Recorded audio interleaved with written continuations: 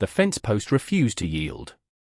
Calvin Hayes put his shoulder into the heavy wooden rammer, driving it down against the frozen Wyoming earth, but the ground threw the shock right back up his arms.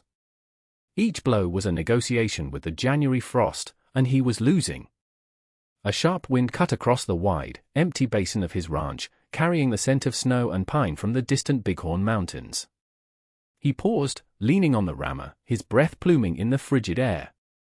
Beside him, his German shepherd, Scout, whined softly, the sound swallowed by the immense silence of the landscape. It was in that silence he saw it. A flicker of color where no color should be. Against the stark white of the snow-covered track leading to his homestead, a small figure moved with a slow, determined gait. Calvin narrowed his eyes. The figure was too small to be a man on foot, and nobody in their right mind traveled these parts alone in deep winter unless they were desperate or foolish. As the shape drew closer, the color resolved itself into a pale, dusty pink. A dress. A thin prairie dress, utterly unsuitable for the biting cold, paired with a simple gray scarf wrapped around the woman's head and neck. In one hand, she carried an old, dark brown suitcase that looked far too heavy for her slight frame. Calvin's hand instinctively went to rest on Scout's head, stilling the dog's low growl before it could build. He felt a familiar tightening in his gut, the instinct for isolation that had kept him alive and alone these past 5 years. Trouble. Trouble always came walking. It never rode in on a fine horse. He watched her approach, his expression hardening into a mask of indifference.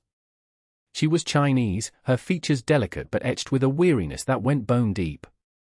She stopped a dozen yards from the fence line he was mending, her chest rising and falling with labored breaths. "There's nothing for you here," Calvin said, his voice rough from disuse. It was not a question. It was a statement of fact, a wall built of words. "Town is another 10 miles east. You best get moving if you want to make it before dark." The woman did not answer immediately.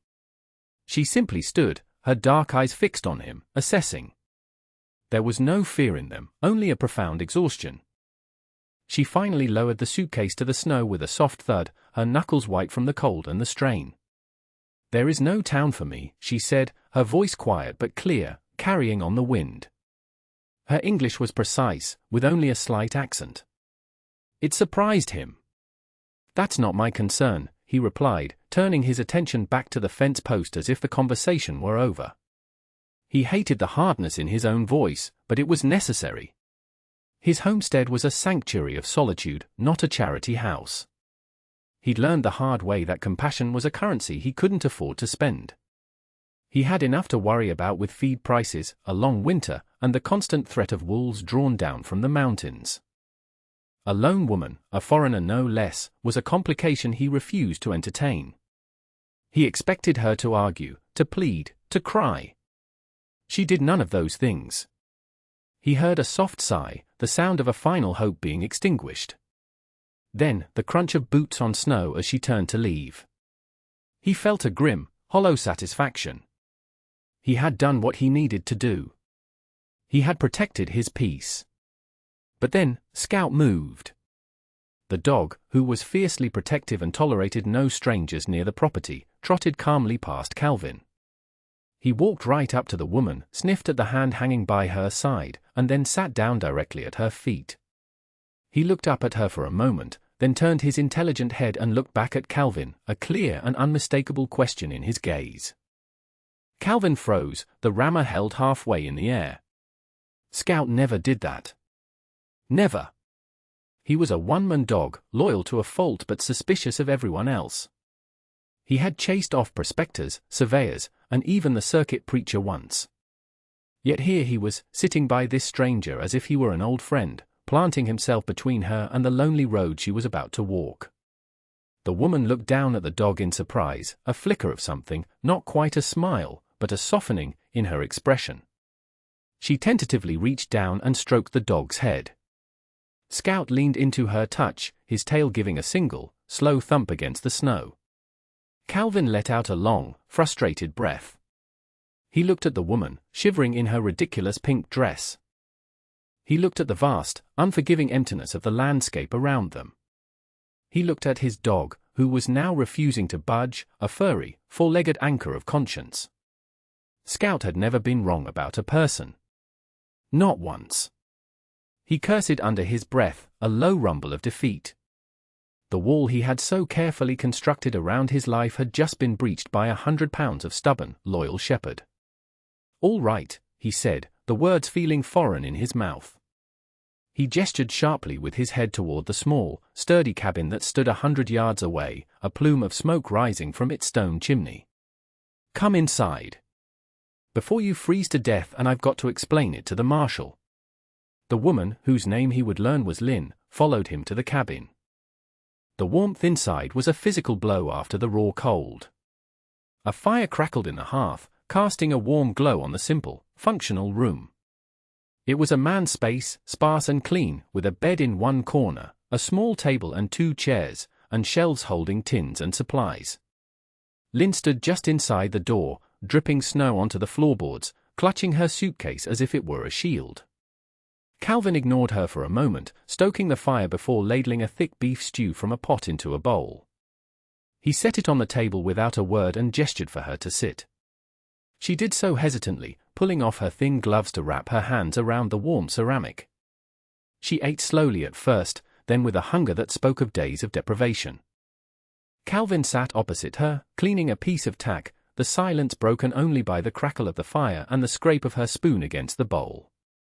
"My husband," she said suddenly, when the bowl was empty.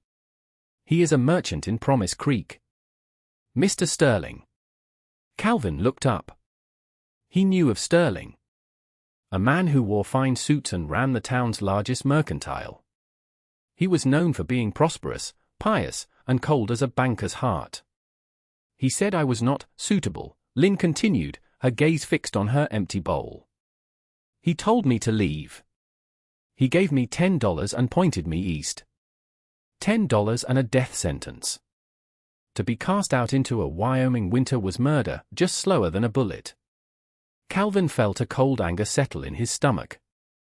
It was one thing to be a hard man, it was another to be cruel for the sake of convenience. "You can stay until the weather breaks," Calvin said gruffly. "There's a cot in the loft. It's warm enough up there." He didn't know why he said it. Every instinct screamed at him to send her on her way come morning. But the image of Scout sitting at her feet, and the quiet dignity with which she spoke of her abandonment, had wedged the door open a crack.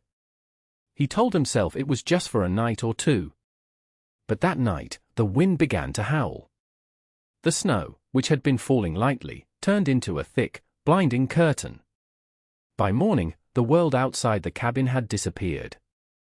A blizzard had descended upon them, a furious white monster that shook the cabin walls and piled drifts higher than the windows. They were trapped. For 3 days, the storm raged. The world shrank to the 4 walls of the cabin. A strange, quiet domesticity settled over them. Lynn was a silent, efficient presence. She insisted on earning her keep, mending his work shirts with stitches so fine they were nearly invisible, keeping the cabin tidy, and preparing meals from his stores with a surprising skill. She spoke little, but her quiet competence was a language all its own. Calvin found himself watching her. He watched her hands as she kneaded dough for biscuits, small but capable. He watched her profile as she stared into the fire, her thoughts 1,000 miles away. He learned the rhythm of her breathing, the soft pad of her footsteps on the wooden floor. The silence in his home was different now. It was no longer empty, it was shared. He found, to his profound surprise, that he did not mind. Scout was her constant shadow, resting his head on her lap whenever she sat, a furry guardian confirming his initial judgment. When the storm finally broke, the world was a pristine, glittering expanse of white. But their isolation was also broken.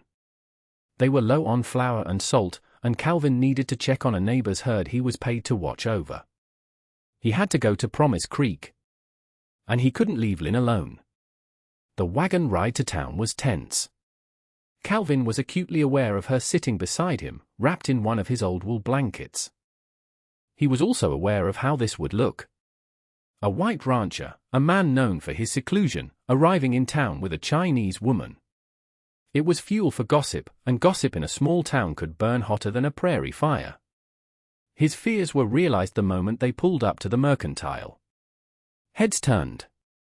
Conversation stopped. Men on the boardwalk paused their whittling to stare. Calvin kept his face a stony mask, helping Lynn down from the wagon and striding into the store as if he owned it. The store was warm and smelled of coffee beans, leather, and dried apples. But the air grew thick with unspoken judgment as they entered. And then, he saw him. Mr. Sterling. He was standing by the counter, dressed in a tailored black coat, his face smooth and prosperous. His eyes landed on Lynn, and a look of pure, venomous fury passed over his features before being replaced by a cold, condescending smile. "Well, Hayes," Sterling said, his voice loud enough for the entire store to hear. "I see you found some stray livestock. I'll thank you to return my property." Calvin felt Lynn stiffen beside him. He stepped slightly in front of her. "She's not property, Sterling. And she's no stray." Sterling laughed, a short, ugly sound. "She is my wife, contracted and paid for. She fled my home, and I believe she took some items of value with her. What you are doing is called harboring a fugitive. And a thief." He let the words hang in the air, a public accusation. The other customers in the store watched, their faces a mixture of curiosity and suspicion. Calvin opened his mouth to retort, but before he could speak, Lynn stepped out from behind him. Her back was straight, her chin high. All traces of the timid, exhausted woman who had arrived at his ranch were gone. "I stole nothing," she said, her voice ringing with a clarity that cut through the tense atmosphere. "You put me out with nothing but the clothes I wore and a suitcase of my own belongings. You called me unsuitable. You broke the contract, not I." A collective murmur went through the store. Sterling's face flushed a dark red. He had clearly expected her to cower in silence. Her defiance had caught him completely off guard. "You will hold your tongue," he hissed, taking a step toward her. Calvin moved instantly, blocking his path. "That's enough, Sterling." Sterling glared at him, his composure cracking. "This is not your concern, Hayes. This is a domestic matter. We'll see what the marshal says about a homesteader interfering with a man's lawful wife. You have no claim on her. And she has no rights here." He spun on his heel and stormed out of the mercantile, leaving a toxic silence in his wake. The threat was clear. Sterling was a man with money and influence. Calvin was just a rancher. He had stepped into a fight that was not his, against a man who could make his life very difficult. He looked down at Lynn. Her face was pale, but her eyes were defiant. He realized in that moment that turning back was no longer an option. He had made his stand beside her, and now they would face the consequences together. The ride back to the ranch was a quiet one, the air heavy with the aftermath of the confrontation. The sun was low, casting long, blue shadows across the snow. Calvin could feel Sterling's threat coiled between them like a snake. Back in the warmth of the cabin, the tension remained. "He will not let this go," Lynn said, her voice barely a whisper as she stared into the flames of the hearth. "We'll face it when it comes," Calvin replied, though he wasn't sure what that meant. He knew men like Sterling. They didn't tolerate being publicly humiliated. Later that evening, as the last light faded from the sky, Lynn knelt by her old brown suitcase. She opened the latches, the clicks loud in the quiet room. Calvin expected to see some proof of Sterling's accusations, some small, stolen treasure. Instead, the contents were heartbreakingly simple. A few more worn dresses, a small pouch that jingled with the sound of unfamiliar coins, and a thin, fabric-bound book with characters he didn't recognize. "Poetry," she said, touching the book gently. "From my mother." Then she drew out a folded document. It was her marriage contract. She handed it to him. Calvin unfolded it, the paper crisp and official. It was a cold, brutal document, listing the terms of passage and payment as if she were a piece of livestock. It specified that she was to be an obedient and compliant wife. There was no mention of affection, of partnership, only of duty. He said I was not compliant, she said, her voice flat. I asked to learn the accounts of his store. I asked to read his newspapers. He said a wife's place was in the home, silent. When a wealthy widow began to show him interest, I became an inconvenience. Calvin folded the paper, his knuckles white. The calculated cruelty of it made him sick. He looked at Lynn, at the fierce intelligence in her eyes, and understood. Sterling hadn't wanted a wife, he'd wanted a possession, a doll who would never challenge him. Lynn was no one's possession. In that quiet moment, something shifted between them. The pretense of host and guest fell away, replaced by the fragile beginnings of a true alliance. He found himself telling her about the ranch, about his parents who had homesteaded this land, about the fever that had taken his wife and young son 5 years ago, leaving him hollowed out and alone. The words came haltingly, pulled from a place of long-buried grief. She listened, her dark eyes full of a deep, quiet empathy that asked for nothing in return. A few days passed in a state of watchful peace. The threat of the marshal loomed, but no one came. Then, one afternoon, 2 riders appeared on the horizon. They were not lawmen. They were rough-looking men with hard faces and guns holstered high on their hips. They rode with the swagger of men who were paid to be mean. Sterling's hired muscle. Calvin met them on the porch, Scout standing beside him, a low growl already rumbling in his chest. "You're on private property," Calvin said, his voice even. "State your business and leave." The taller of the 2 men, a man with a scarred face, spat a stream of tobacco juice near Calvin's boot. "Our business is with the woman. Mr. Sterling sent us to collect his property." "She's not going anywhere," Calvin stated. The man chuckled. "That ain't your choice to make, rancher." He started up the steps, his partner fanning out to the side. Calvin stood his ground in the doorway. He was unarmed, a deliberate choice. He wanted no bloodshed if it could be avoided. "I'm telling you to leave my land." The scarred man shoved him hard. Calvin stumbled back into the cabin, catching his balance on the doorframe. In that instant, Lynn appeared from the shadows of the room. She was holding the heavy cast-iron skillet from the stove. Her face was a mask of cold fury. Without a moment's hesitation, she swung it with all her might. The skillet connected with the side of the man's head with a sickening crack. He crumpled to the porch without a sound. The second man, shocked, went for his gun. But Calvin was already moving. He lunged forward, tackling the man around the waist. They crashed to the floor of the porch in a tangle of limbs. The fight was a clumsy, desperate brawl.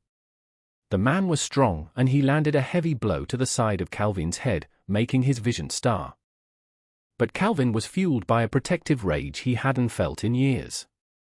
He fought with the ferocity of a cornered animal. With Scout snapping and snarling at the man's heels, they managed to subdue him. Calvin sent them both packing, disarmed and on foot, with a warning that if they ever returned, they'd be buried where they fell. As their figures disappeared over the rise, Calvin leaned against the porch railing, his head throbbing, a trickle of blood running down his temple. Lynn rushed to his side, her hands fluttering near his face, her eyes wide with fear and concern.